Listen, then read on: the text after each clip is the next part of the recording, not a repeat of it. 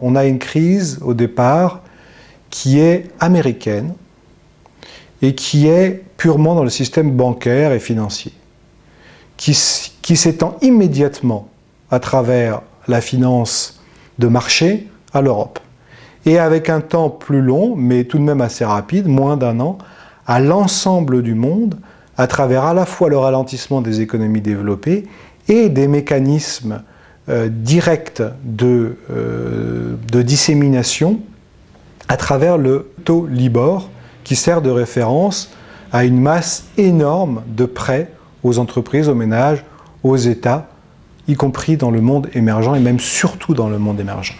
360 000 milliards de dollars de prêts sont adossés au taux de ce marché, créé à Londres en 1986 et devenu depuis la référence standard.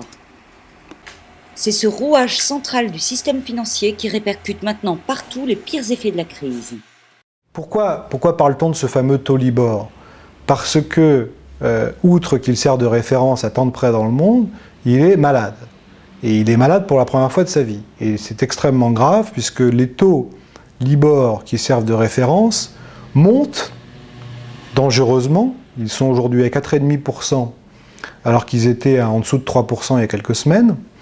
Alors que dans le même temps, l'ancrage qui lui sert de référence, qui sont les taux de la Banque centrale américaine, baisse.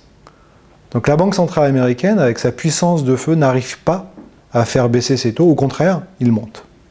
Et ça, c'est le symptôme numéro 1, je dirais de court terme de la crise, qu'il faudra que tout le monde surveille aujourd'hui. Et un des premiers indices de la sortie de la crise, ce sera la baisse de ce taux Libor. On l'espère, mais les indicateurs ne sont pas là. Les bourses asiatiques s'effondrent, le prix du baril de pétrole aussi, car la crainte de récession a gagné à leur tour les pays émergents. Les principales places boursières mondiales ont clôturé en baisse ce lundi. Les bourses japonaises, chinoises, françaises, toutes les européennes sont en train de baisser à nouveau fortement. Pourquoi? Dans ce scénario, la hausse de ces taux Libor continue pourtant, entraînant au passage l'étranglement de tous ceux qui doivent partout dans le monde rembourser des crédits. Pour ces milliers d'hommes et de femmes, la mondialisation de la crise devient bien réelle. Tout le monde est concerné, de près ou de loin, directement ou indirectement. Les étudiants du monde entier, les acquéreurs de biens immobiliers, les entrepreneurs, celui qui lance son entreprise en Afrique ou celui qui fait du commerce à Singapour.